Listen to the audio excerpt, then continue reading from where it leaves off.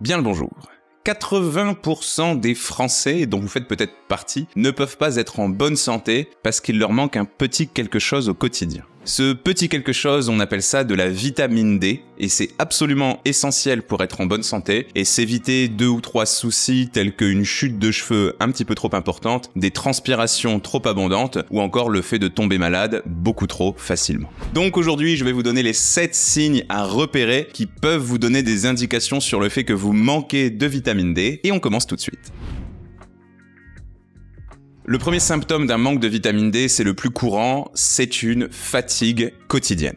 Pour comprendre ça, il faut revenir un petit peu sur ce qu'est la notion d'énergie, mais aussi la notion d'alimentation dans notre corps. Je pense que c'est évident pour vous que la raison principale pour laquelle nous mangeons plusieurs fois par jour, c'est pour nous apporter de l'énergie, c'est donc pour nous apporter du carburant. De la même façon que vous utilisez de l'énergie pour chauffer votre maison, peut-être du bois, peut-être du fioul ou peut-être de l'électricité. Et bien dans notre corps, on peut se nourrir avec différents carburants, du sucre, du gras ou des protéines. De la même manière que dans votre chauffage, l'énergie doit être transformée, le bois doit être brûlé par exemple, eh bien on a dans les cellules de notre corps des espèces de petites centrales, des espèces de petites chaudières qui sont là pour transformer le carburant qu'on va consommer, par exemple le sucre, et en faire de l'énergie. Ces petites usines à énergie, on les appelle mitochondries, et en cas de manque de vitamine D, elles ne peuvent pas bien faire leur travail. Le résultat, il est évident, vous avez beau avoir une alimentation équilibrée, vous êtes fatigué au quotidien. En plus de ça, la vitamine D, elle permet de fabriquer quelque chose qu'on appelle une hormone. Une hormone, c'est un peu comme une espèce de messager que notre corps, souvent notre cerveau, va fabriquer pour faire passer une information. Par exemple, quand vous avez peur, c'est à cause d'une hormone. Quand vous êtes excité sexuellement, c'est à cause d'une hormone. Quand vous avez faim, c'est à cause d'une hormone. Eh bien, sachez que quand vous êtes fatigué et que vous vous endormez, c'est aussi à cause d'une hormone qu'on appelle la mélatonine, et elle est fabriquée grâce à la vitamine D. Donc sans vitamine D, des difficultés d'endormissement et donc une fatigue encore plus importante. Deuxième signe qui prouve que vous manquez de vitamine D, c'est une humeur instable, ce qu'on appelle des sauts d'humeur. Je vous expliquais il y a quelques secondes que la vitamine D permet de fabriquer certaines hormones. Ok, on a parlé de celle de l'endormissement, la mélatonine. Eh bien, il y a une autre hormone dans notre corps qu'on appelle la sérotonine. Vous avez peut-être déjà entendu parler d'elle, si c'est le cas, dites-le moi en commentaire. Cette sérotonine, elle fait partie des 4 hormones du bonheur et elle va être notamment responsable d'une humeur qui est relativement stable sur du long terme. Et donc forcément, si on manque de vitamine D, que notre corps ne peut plus fabriquer cette hormone, de façon générale, on va se sentir moins bien, plus triste et aussi beaucoup plus facilement irritable au quotidien. C'est d'ailleurs pour ça qu'on parle souvent de ce qu'on appelle la dépression saisonnière. Vous connaissez peut-être ça, ou aussi ce qu'on appelle le Blue Monday, c'est-à-dire le lundi dans l'année où il y a le plus de dépression. Et bien finalement, c'est pas uniquement dû au fait qu'il fasse plus froid, c'est aussi dû au fait qu'en hiver, on a moins de vitamine D, donc moins des hormones dont je viens de vous parler, donc forcément une petite dépression qui s'installe tout doucement. En parallèle de ça, il est aussi prouvé qu'un manque de vitamine D peut nous rendre plus sensibles à l'anxiété et au stress. Donc vous imaginez bien que ce cocktail, moins d'hormones du bonheur, plus d'anxiété et plus de stress, ça fait que forcément, au niveau de l'équilibre de l'humeur, c'est très compliqué.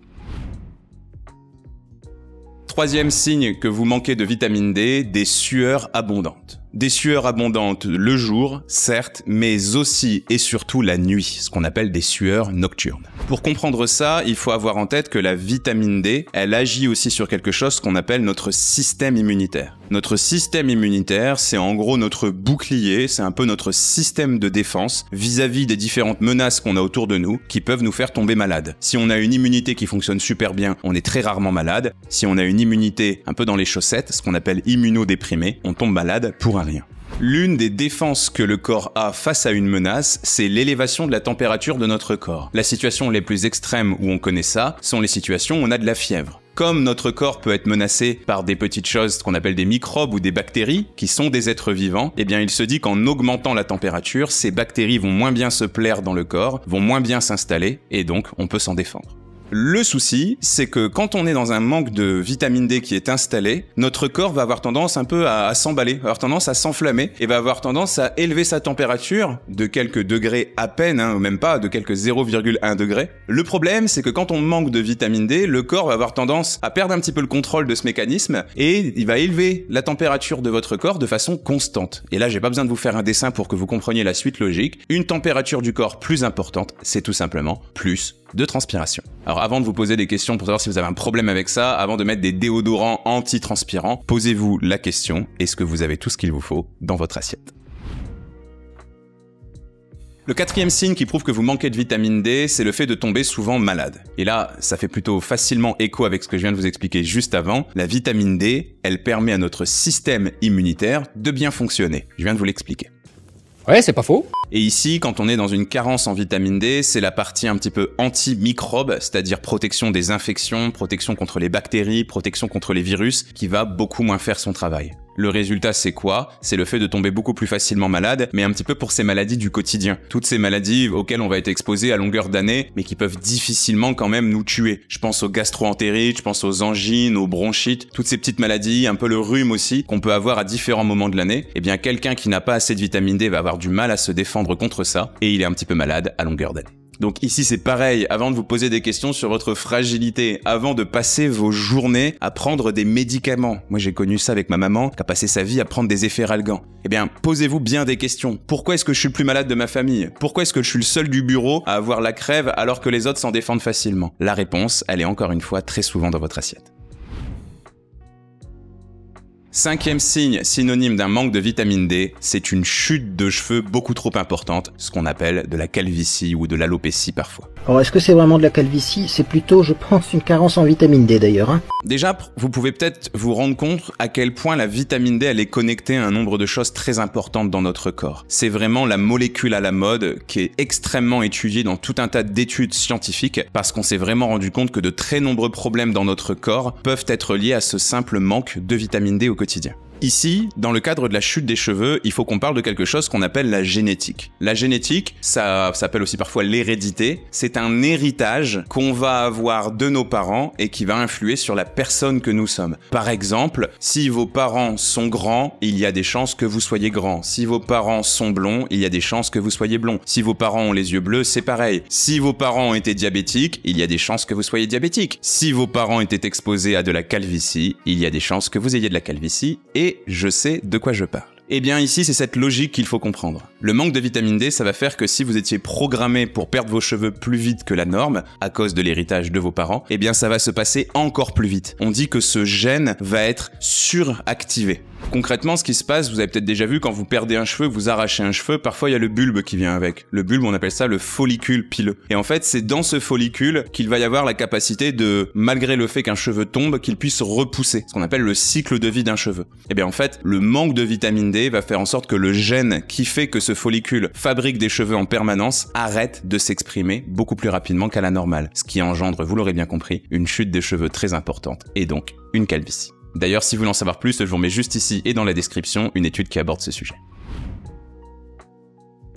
Sixième et avant-dernier indice qui prouve que vous manquez de vitamine D, ce sont des douleurs osseuses. Alors ici, il faut bien comprendre comment est-ce que fonctionne l'entretien de vos os, donc l'entretien de votre squelette. Comme toutes les parties de votre corps, il y en a certaines qui meurent au quotidien et d'autres qui sont réparées. C'est complètement normal, de la même façon que vos ongles se cassent et se réparent, vos cheveux tombent et repoussent, votre peau se coupe et se cicatrise. Eh bien c'est exactement comme ça que les choses se passent aussi au niveau de vos os, notamment quand il y a un choc, un traumatisme ou tout simplement avec le temps qui passe. On peut comparer vos os comme à des espèces de murs que l'on doit entretenir. Vous allez retrouver quelque chose dans votre alimentation qu'on appelle du calcium, et ce calcium, c'est un petit peu comme les briques qui vont entretenir ce mur que seraient vos os. Le problème, c'est que sans ciment, les briques ne tiennent pas, et le ciment qui va permettre aux briques de tenir, c'est la vitamine D. Je vous remets d'ailleurs ici une étude qui reparle de ça et je vous la remets aussi dans la description. C'est un grand schéma quand je parle de ciment. Ce qu'il faut avoir en tête, c'est que la vitamine D va permettre au calcium que vous mangez d'être beaucoup mieux absorbé et utilisé par votre corps.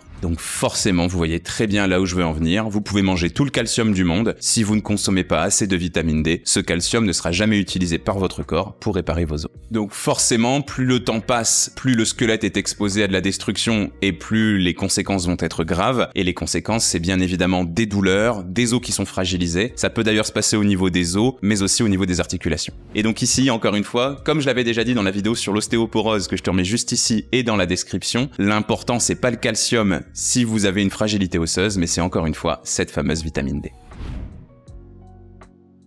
Septième et dernier signe qui prouve que vous manquez de vitamine D, ce sont les courbatures. Alors ici, ça va complètement faire écho à ce que je vous expliquais juste avant. S'il n'y a pas de vitamine D, vous pouvez manger tout le calcium que vous voulez, votre corps ne saura pas quoi en faire. Le calcium, il répare les os, mais pas que. Le calcium, il permet d'optimiser, de faciliter comment vos muscles se contractent et se décontractent. Et donc ici, comme le prouve l'étude que je vous remets juste ici et que je vous mets dans la description, encore une fois, la connexion, elle est assez facile à comprendre. S'il n'y a pas assez de vitamine D, il n'y a pas assez de calcium. S'il n'y a pas assez de calcium, il y a des difficultés à contracter, mais surtout à décontracter vos muscles. Le résultat de tout ça, c'est ce qu'on appelle des courbatures.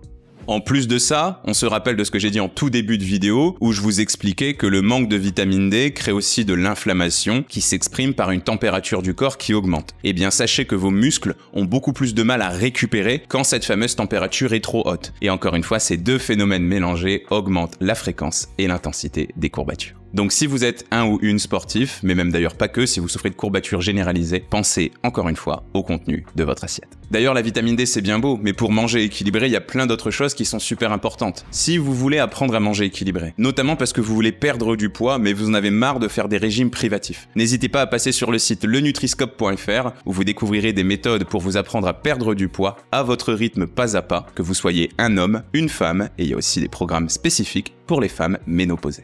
Si cette vidéo elle vous a plu, bien évidemment vous connaissez la chanson par cœur, dites-le moi en commentaire et n'hésitez pas à me laisser un like. N'hésitez pas aussi à vous abonner à la chaîne si c'est pas encore fait. Moi je vous retrouve ici 2 fois par semaine et tous les jours sur tous mes autres réseaux sociaux. Salut!